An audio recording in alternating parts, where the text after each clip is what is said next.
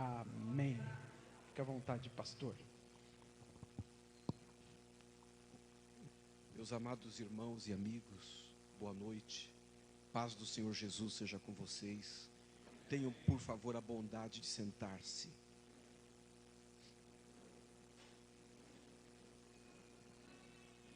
Eu considero como sendo um grande privilégio da parte de Deus estar aqui com vocês hoje. Quero agradecer o pastor Nelson, que me oportuniza rever aqui alguns amigos, abraçar outros que tenho a felicidade de conhecer. Quero saudá-lo, quero saudar a nossa missionária Márcia, e em nome deles, em nome do meu amigo pastor Sérgio, do pastor Valmir, eu quero cumprimentar a todos os pastores presentes, a todos os obreiros, os líderes deste ministério e aqueles que estão conosco hoje, cultuando, servindo ao Senhor. Eu tenho chegado aqui hoje com o pastor Fábio Faquim, que está ali, o pastor Henrique, que acabou de ser esse ministrador, o tangedor, usado por Deus para ministrar o louvor ao Senhor conosco. O Raul, que acabou de subir aqui, ele é desse jeito mesmo. E eu quero, nessa oportunidade, em primeiro lugar, saudá-los, abraçá-los, desejar que a graça do Senhor, que a bênção do Senhor esteja sobre vocês, sobre este ministério, sobre a nossa Praia Grande, sobre a nossa Baixada Santista. Que o Senhor Deus continue abençoando o nosso estado de São Paulo e abençoe o Brasil. Que cada lar, que cada família esteja debaixo da graça de Deus. Amanhã eu tomei aqui conhecimento de que esta igreja receberá o pastor Eli Fernandes. Como eu gostaria de estar aqui com vocês para ouvi-lo. Eu tenho certeza que ele será o portador de uma tremenda palavra, uma tremenda revelação de Deus para todos os irmãos. Eu amanhã de manhã estou em Jundiaí, à tarde em São Paulo, então não consigo estar aqui com vocês, mas eu fico dividido por saber o presente que Deus tem dado a vocês amanhã à noite. Então, portanto, eu quero incentivá-los, encorajá-los a que vocês sejam portadores desta boa notícia a muitas pessoas, para que amanhã possam compartilhar com vocês e receber essa palavra da parte de Deus. Quero agradecer aos irmãos pelas orações que têm feito a Deus por mim. Eu tenho sido preservado por Deus e tenho estado em pé, porque Deus tem ouvido as orações de vocês. E eu não posso deixar aqui também de registrar a presença da Celina, que se eu deixar de registrar, ela risca o meu nome do livro da vida, né? Então, muito obrigado. Eu quero abrir a Bíblia Sagrada com vocês, no livro do Gênesis, capítulo de número 5.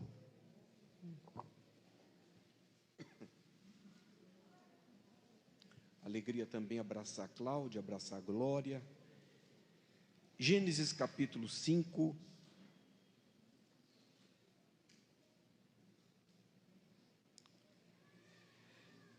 versículo 24.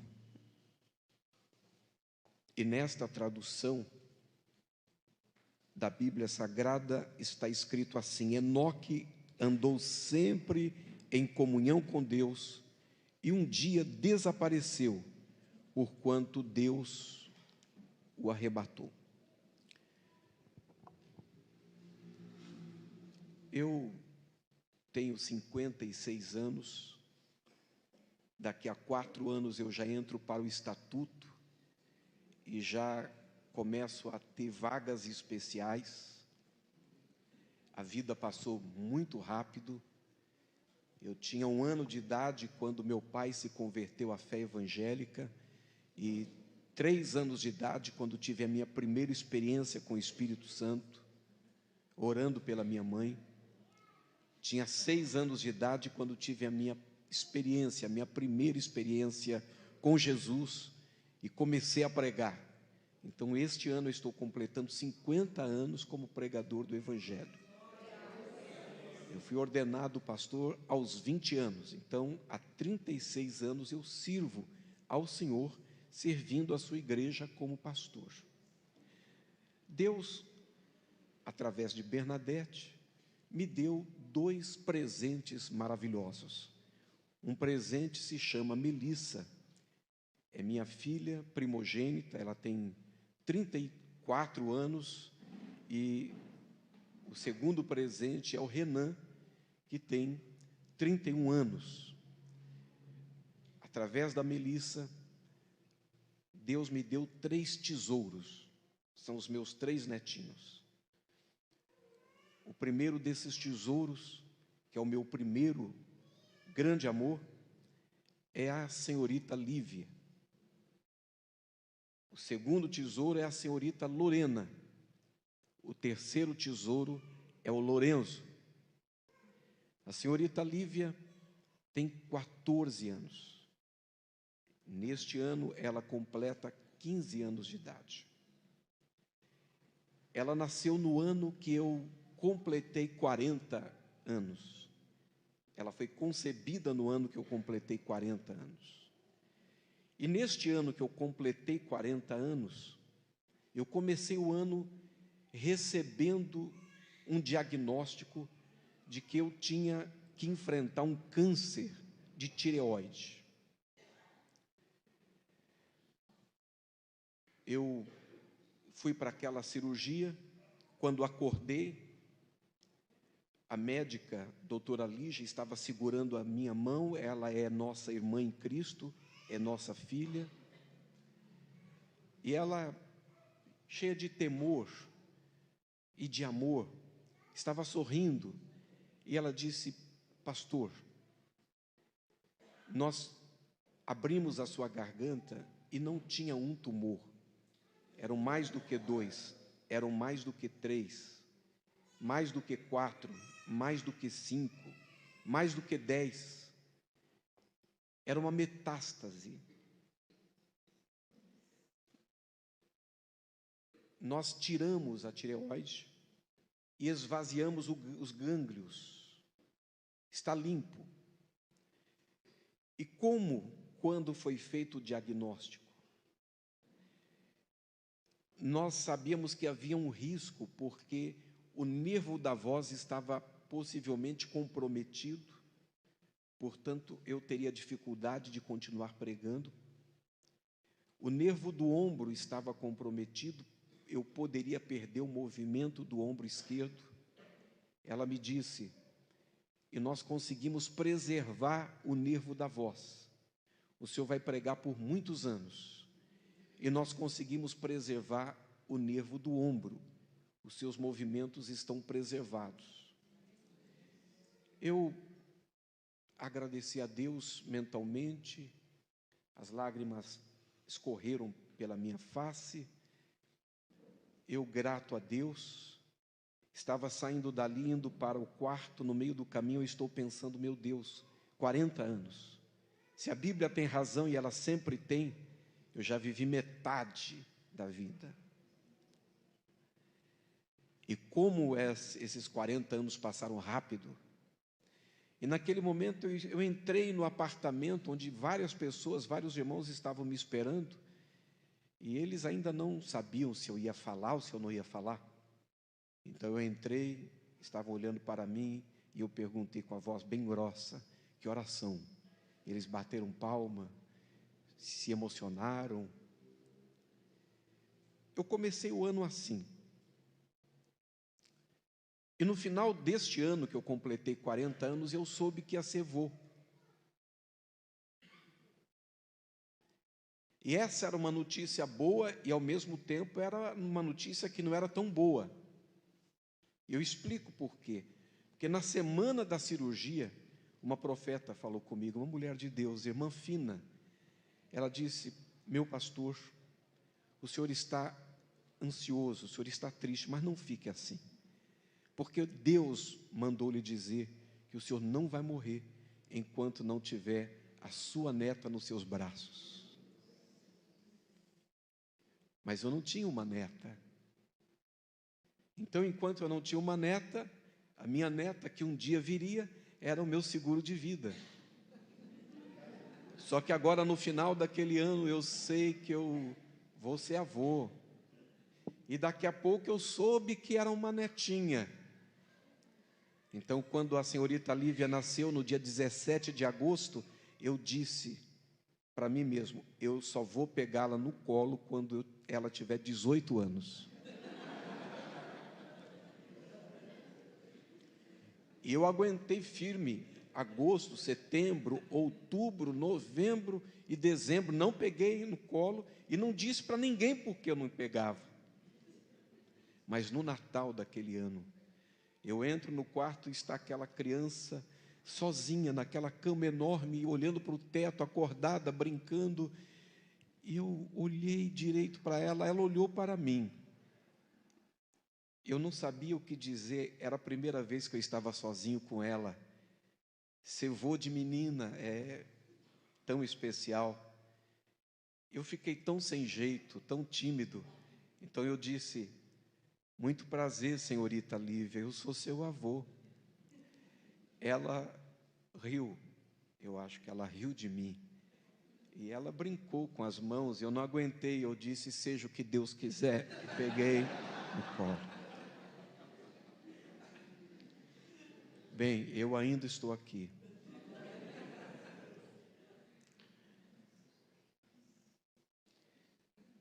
A senhorita Lorena é a nossa figurinha, ela quem manda em casa, ela manda em todos nós.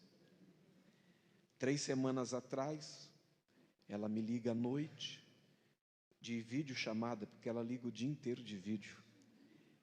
Não importa a hora e não importa o que eu esteja fazendo, eu tenho que atender. Porque senão ela começa a mandar áudio, vou, atende. Então, nesse dia, ela liga à noite, vídeo, e eu, quando abro, vejo que ela está no escuro. E ela está cochichando para mim. Ela está dizendo, vô, a minha mãe fez comida, mas eu não quero comer comida. Eu quero comer um lanche, vô. Manda um pix para mim. Sim.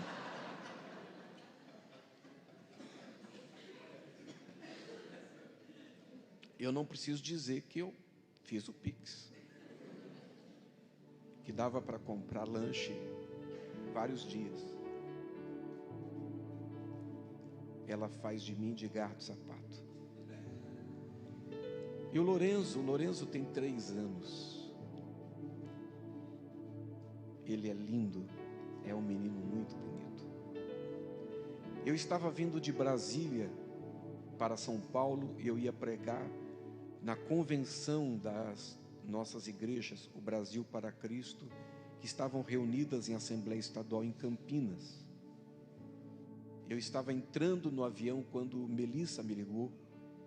Eu atendi e ela me disse que estava saindo do consultório de uma médica e que o Lorenzo havia sido diagnosticado e confirmado com autismo em grau 2.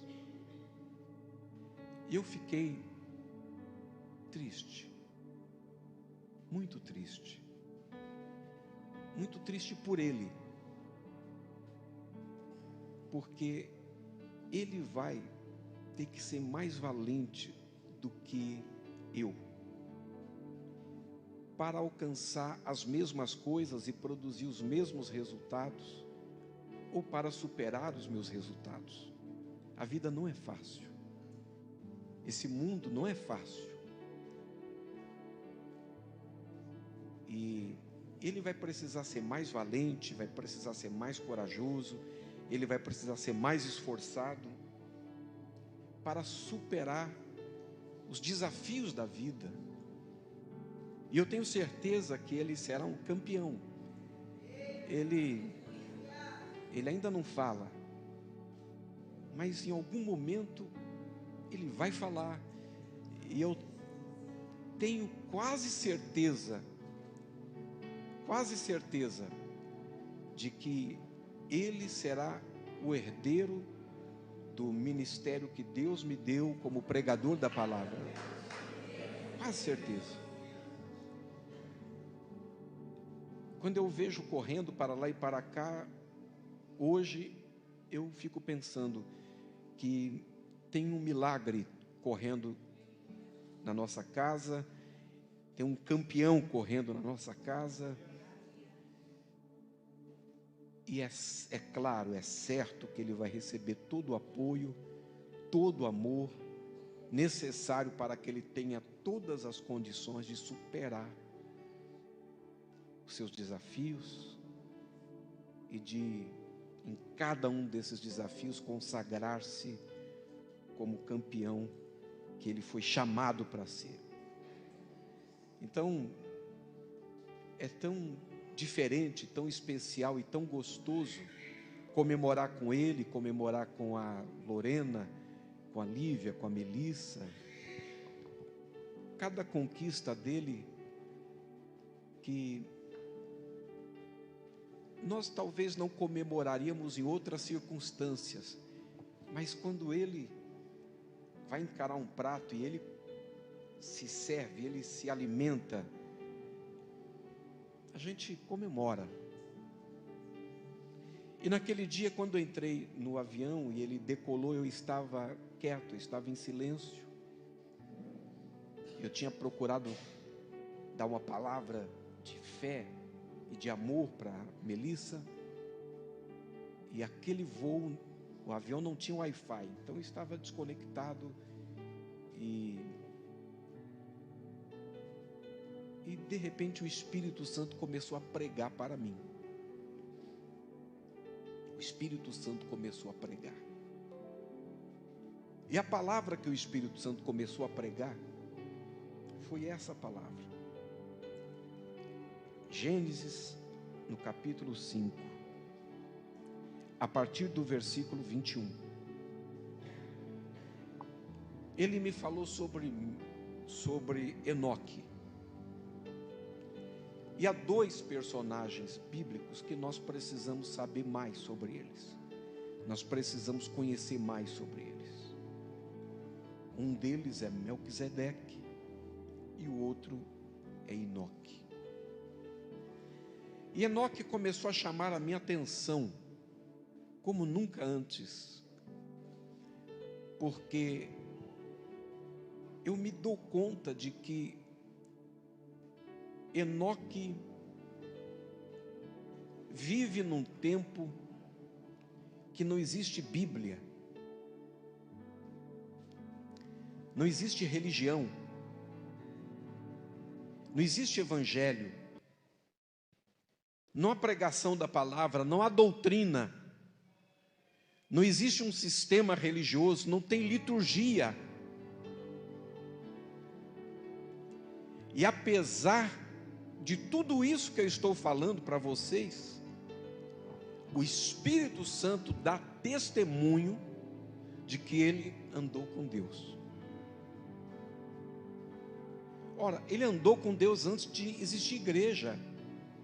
Ele andou com Deus antes de existir religião, antes de existir Bíblia. Então, andar com Deus é um movimento que antecede aquilo que eu tinha por toda a minha vida como andar com Deus. Aí eu vejo que em Enoque alguma coisa nova acontece.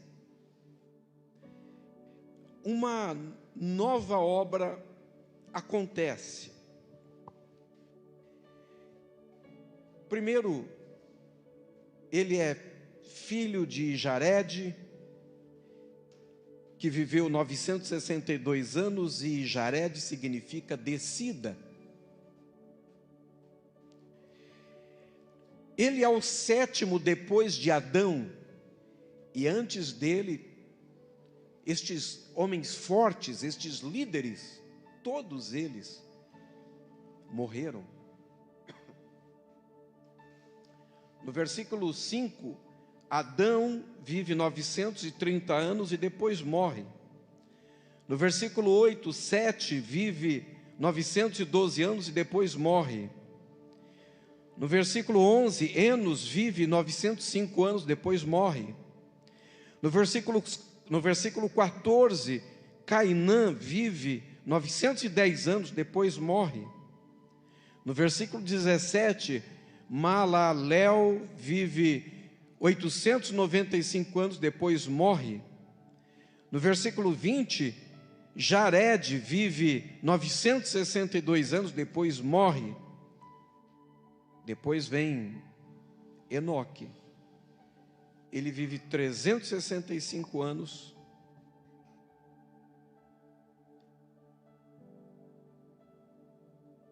E quando ele tem 65 anos, ele gera o seu primeiro filho.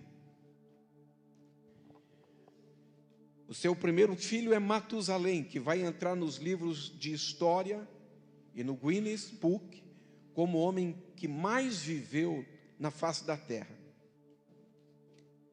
É o filho que ele gerou, que ele produziu. E depois que nasce Matusalém, ele vive mais 300 anos. E tem filhos e filhas.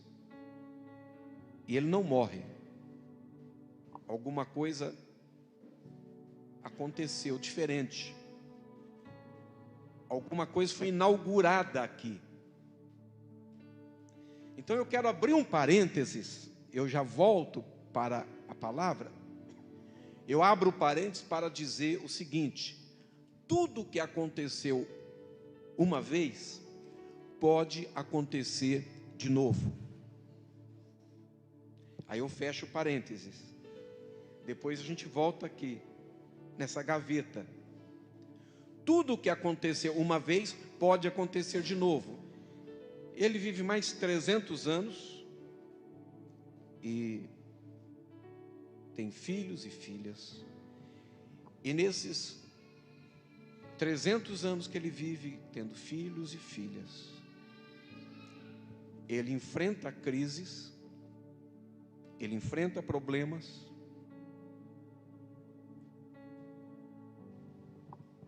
e ele não vive como ermitão. Ele não sai fora da sociedade, enfrentando seus problemas, as suas lutas. Ele tem um testemunho de que andou com Deus. Aí outra coisa me chamou a atenção. Na Bíblia nada está aqui solto como uma peça que foi esquecida por alguém. Na Bíblia não existe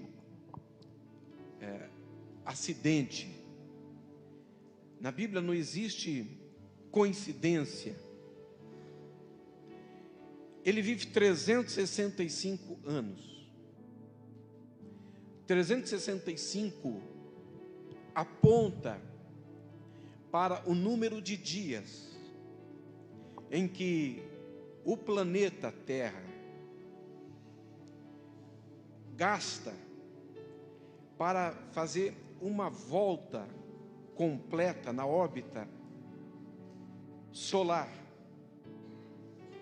Nessa viagem incrível que nós fazemos sem nos darmos conta de que estamos flutuando no espaço. E a inclinação do eixo da Terra, neste movimento, faz com que nesses 365 dias, hajam dias que nós estejamos mais próximos do Sol, e dias que nós estejamos mais distantes do Sol.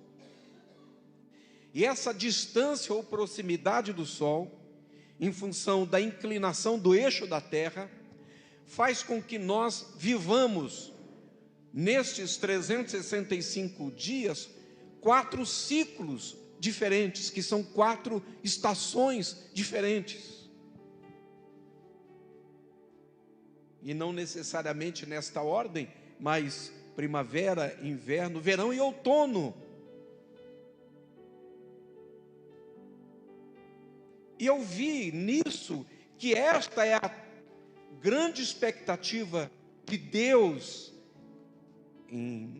a nosso respeito, Ele conhece a nossa inclinação, a inclinação do nosso eixo. E Ele sabe que a inclinação do nosso eixo faz com que nessa viagem que nós empreendemos, desde que nascemos de novo, em alguns momentos nós estejamos mais próximos do sol. Porque o sol na Bíblia é a figura de Jesus, que é o sol da justiça. E há dias que nós estamos mais próximos, mas há dias que nós podemos estar mais distantes. Por causa disso, nós vivemos muitas vezes, e até mesmo muitas vezes num dia único, num só dia, estações diferentes. E como Deus entende as nossas fases, como Deus entende as nossas estações. E Deus não vê isso como um problema, porque para Deus cada estação tem o seu fruto.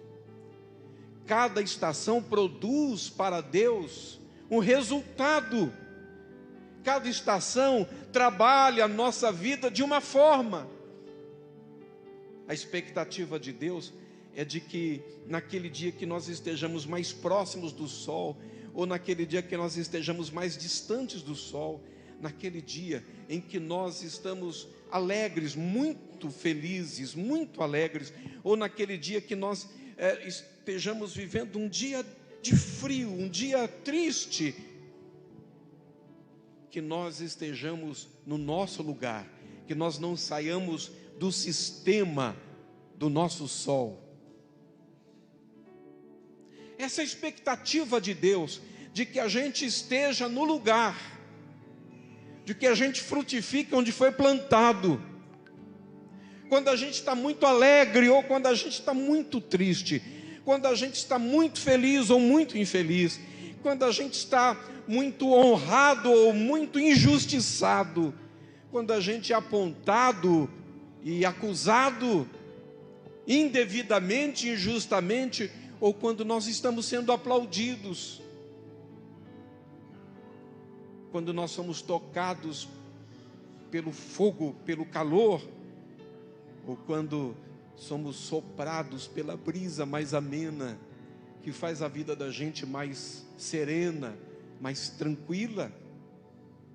A expectativa de Deus é que, independentemente deste nível de pressão, deste nível de cobrança da vida, nós estejamos no mesmo sistema, que nós não saiamos do lugar.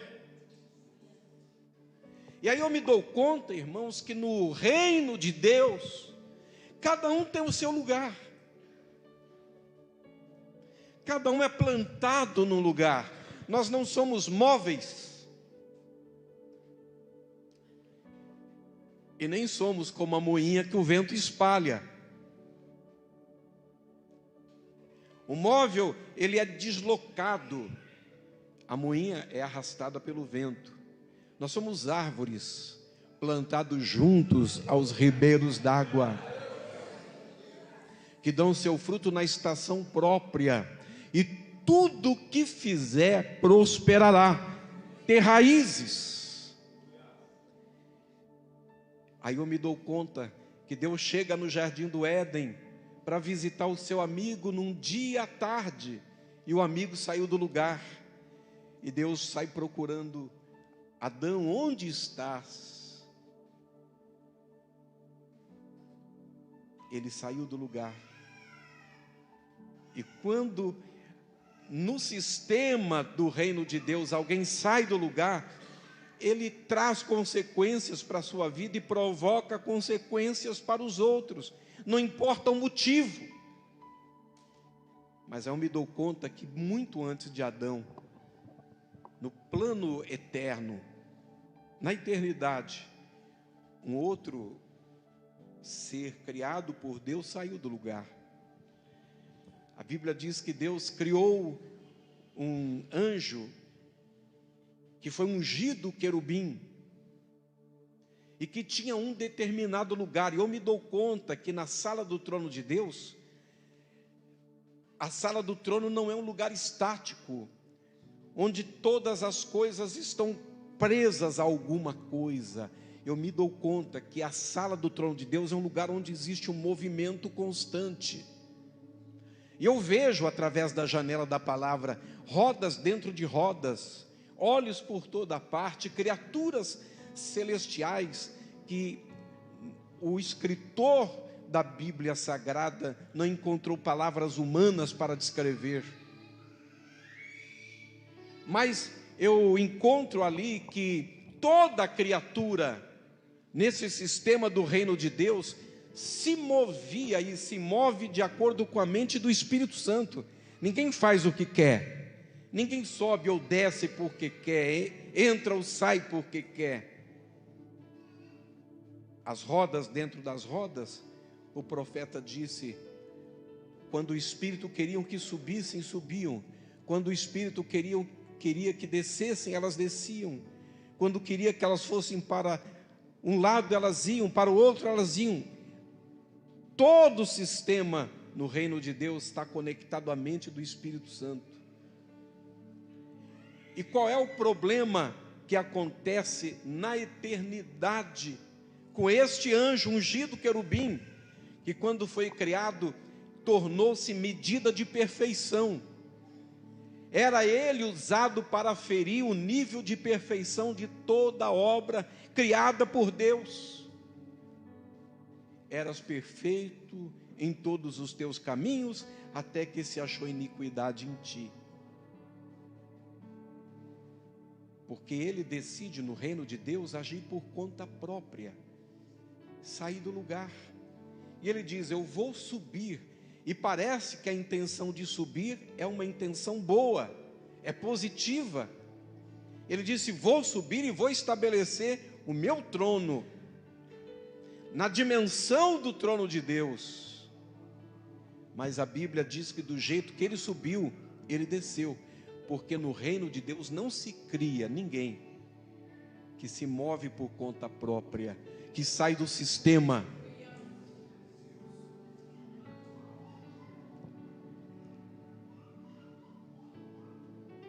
O livre-arbítrio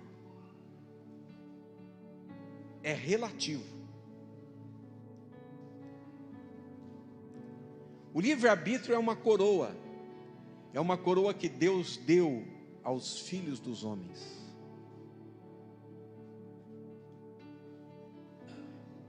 Mas quando eu olho de novo pela janela da palavra e olho para a sala do trono, eu vejo lá no Apocalipse o Cordeiro sentado num trono, e diante dele, de um lado 12 anciãos, e do outro lado 12 anciãos, e de novo, não existe coincidência, são 24, porque são 24 horas, e todos eles têm coroas na sua cabeça. E a coroa é o quê? É o livre-arbítrio, é o governo que cada um tem acerca de si mesmo. E aqueles anciãos diante do Cordeiro, eles dobram os seus joelhos, tiram a coroa e depositam nos pés do Cordeiro e dizem, digno é o Cordeiro de receber toda a honra, toda a glória, todo louvor para sempre.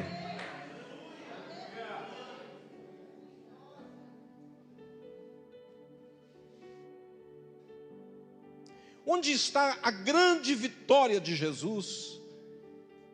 A vitória de Jesus, irmãos, não está no domingo da ressurreição, está naquela pedra, lá no Getsemane, quando ele tira a coroa, e ele está suando gotas de sangue, e ele diz, Pai, se for possível, passa de mim este cálice, mas ele tira a coroa e deposita aos pés do Pai, e diz, não se faça a minha vontade, se faça a tua vontade.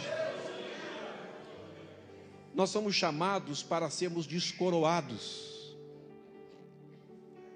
Então quem nasceu de novo e é de fato de Jesus, quem nasceu de novo e de fato é de Deus, e de fato, como Paulo, não é ele quem vive, mas Cristo vive nele, é um descoroado. porque nas decisões da vida, ele tira a coroa e deposita aos pés de Jesus, e renuncia à sua própria vontade, quando a sua vontade colide com a vontade de Deus, mas não sai fora do sistema. O anjo que sai do sistema vira demônio. O querubim que sai do sistema vira diabo, e diabo significa o que divide. É Satanás, que significa enganador, porque quem é o enganador? É o anjo, o ex-príncipe de Deus que saiu do sistema. Mas aí eu olho para Enoque, e o Espírito Santo está naquele voo me chamando a atenção, está me mandando olhar para ele. E aí o Espírito Santo me remete para esta visão da viagem incrível que nós fazemos no nosso sistema solar. E ele diz: olha, minha expectativa a seu respeito é que você não saia do lugar, que você não saia do sistema. Você está tristinho? Fica no sistema. Você está infeliz agora? Fica no sistema. Você não entendeu alguma coisa? Fica no sistema. Você está chateado? Fica no sistema. Mas qual sistema que eu estou falando? É o sistema divino, o sistema do reino. Ele vive 365 anos, filhos e filhas, família, dificuldades, enfrenta a sociedade, mas ele anda com Deus. E quando ele anda com Deus, eu fui estudar essa palavra andar, e cheguei ao entendimento de que andar não é seguir a Deus, de que andar é fluir com Deus.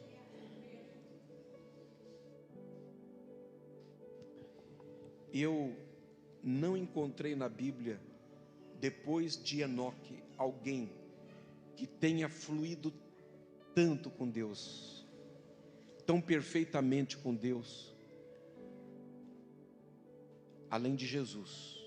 Ele é um modelo perfeito do que é fluir, porque Jesus flui com Deus. Ele flui com Deus quando ele encarna.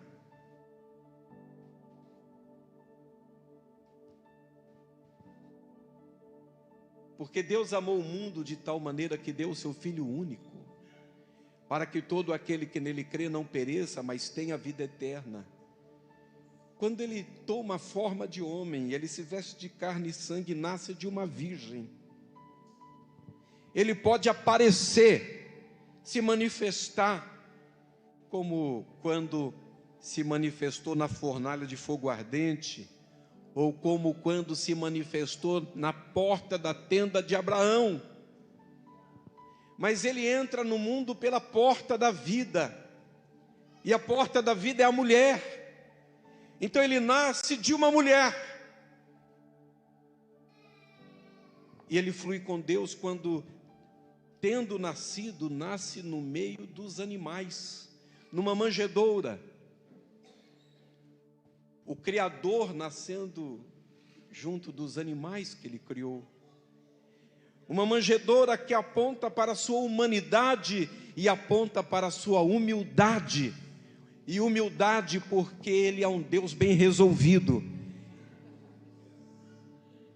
É um Deus que não precisa provar nada para ninguém. Tem milhões de deuses neste mundo. Um determinado país tem 300 milhões de deuses. Um dos deuses deste país é um deus rato. E existe uma grande igreja levantada em sua homenagem. E aquelas ratazanas enormes, naquele buraco gigante embaixo do templo. Neste buraco são jogados os filhos primogênitos das famílias que adoram aquele Deus naquele país, dedicados ao seu Deus.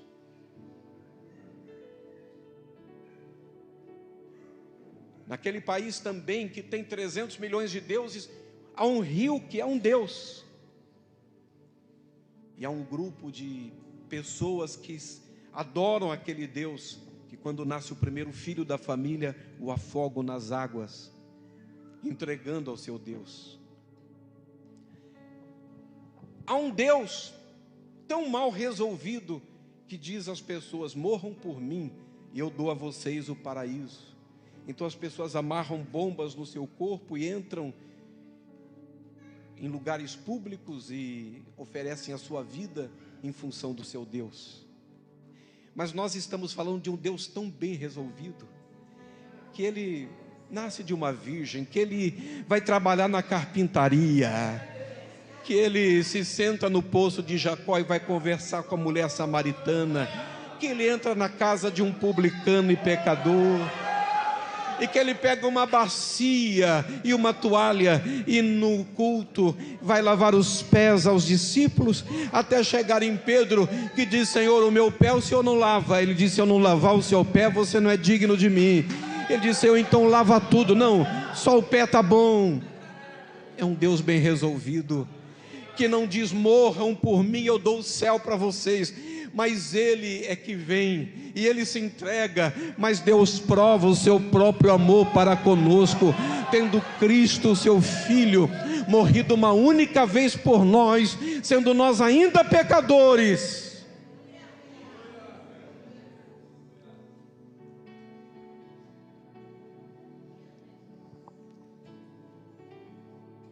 Um Deus bem resolvido. Ele flui com Deus na manjedoura, Ele flui com Deus nos braços da sua mãe, quando os seus pais têm que fugir para o Egito.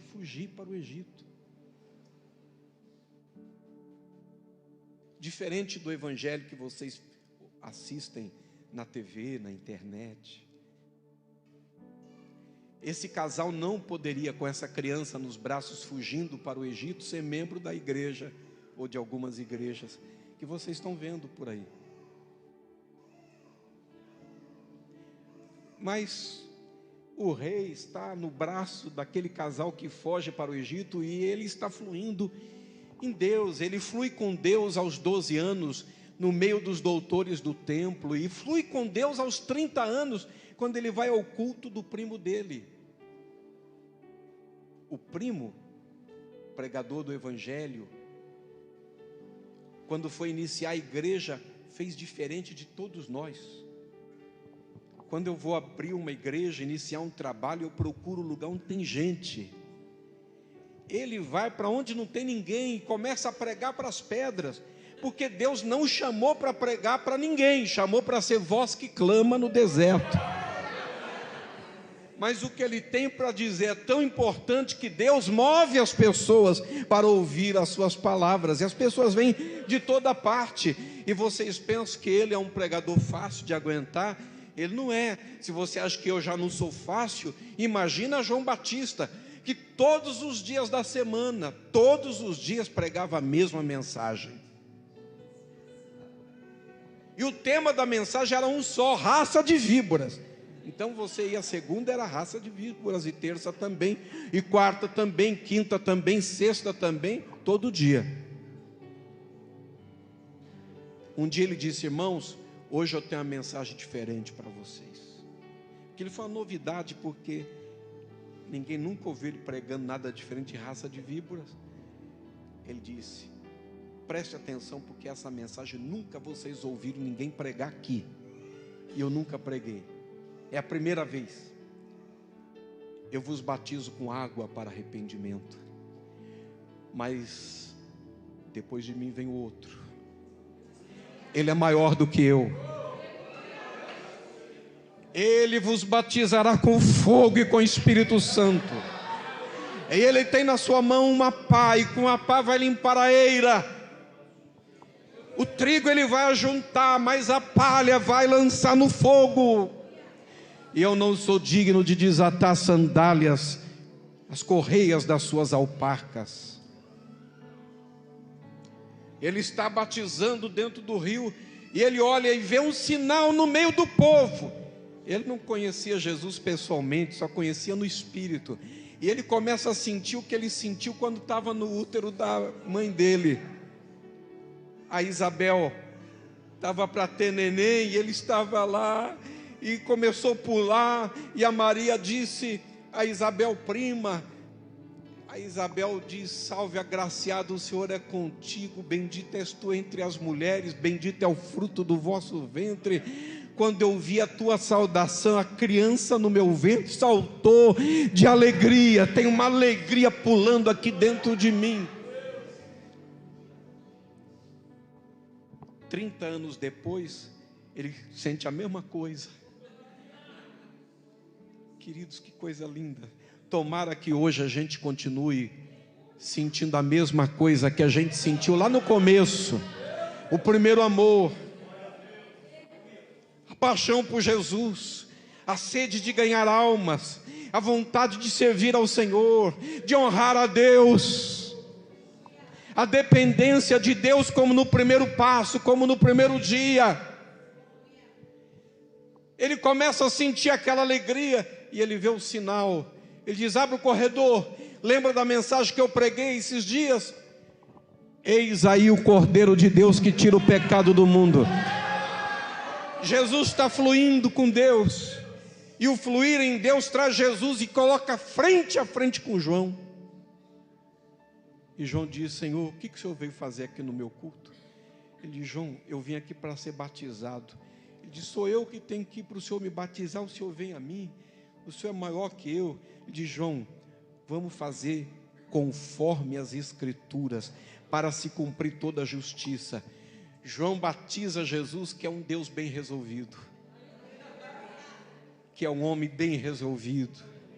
E quando levanta, o Espírito Santo em forma de pomba vem sobre ele, e do céu a voz que diz: este é o meu filho amado, em quem eu tenho alegria.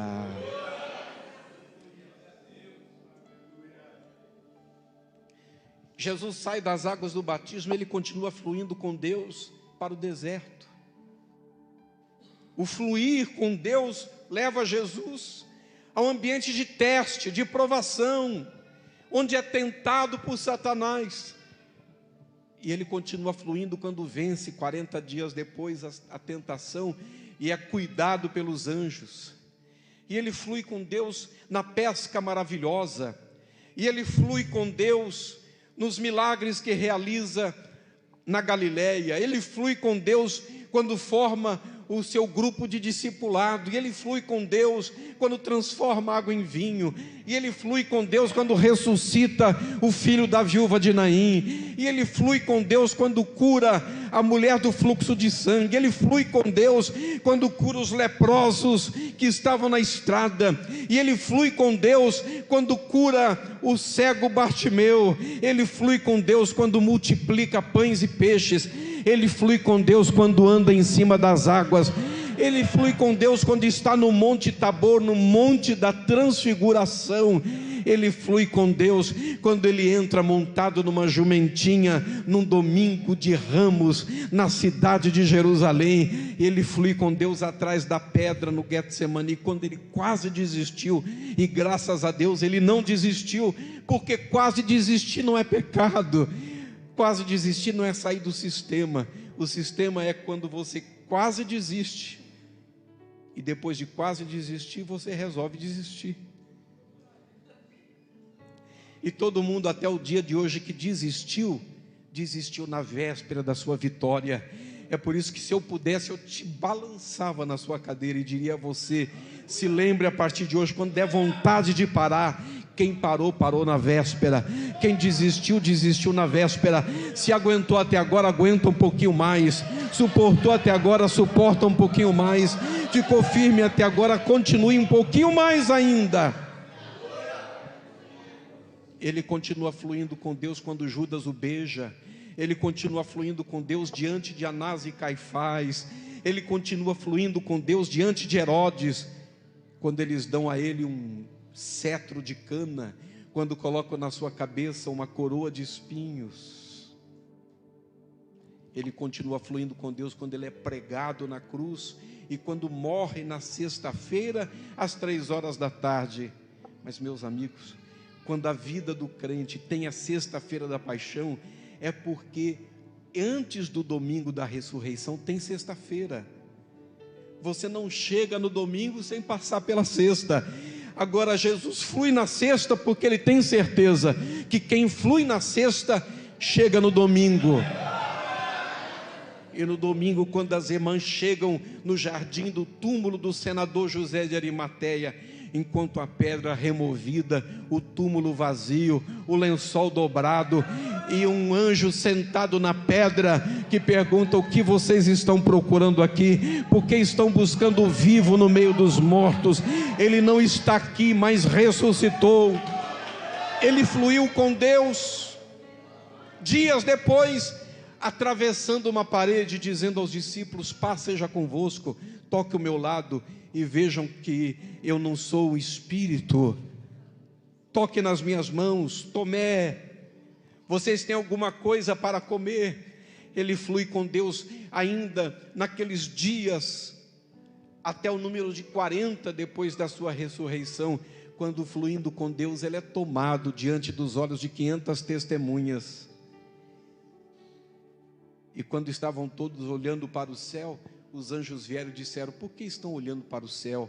O mesmo que dentre vocês subiu para os céus, da mesma forma ele vai voltar, ele vai descer. 10 dias depois, o Espírito Santo vem e traz o mover de Deus sobre 120 dos 500 irmãos que estavam reunidos no primeiro dia. Mas eles foram desistindo, indo embora, desistindo e parando, e dos 500 sobraram 120.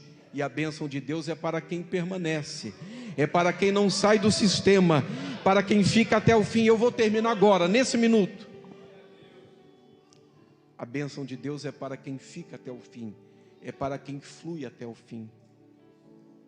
Enoque, meus irmãos, ele é um mistério. Eu gostaria de ter mais 1 hora para falar com vocês, continuar essa palavra. Quem sabe um dia a gente continua. Mas Enoque é um mistério. E tendo fluído com Deus, ele andou com Deus, andou com Deus, andou com Deus, andou com Deus, até o ponto que Deus disse: Enoque, você já veio longe demais para voltar. Hoje eu vim aqui te abraçar e dizer para você que Deus entende que você é normal, que Deus entende que você se entristece, se aborrece, que você se magoa, é magoado, é injustiçado, que muitas vezes aquele que come com você à mesa é que vira contra você o calcanhar. Deus entende que tem dias que você está um gigante, tem dias que você se sente um tampinha. Deus entende que tem dias que você se sente um leão, e tem dias que você se sente um gatinho. Deus te entende, mas Ele veio através dessa palavra que pregou para mim naquele avião dizer: não importa a distância que você está hoje do sol, não importa a estação que você está passando, continue fluindo, flui comigo, vem comigo, anda comigo, não sai do sistema, aguenta firme, porque todas as coisas contribuem para o bem daqueles que amam a Deus. Deus abençoe os irmãos, Deus guarde vocês, em nome de Jesus, amém.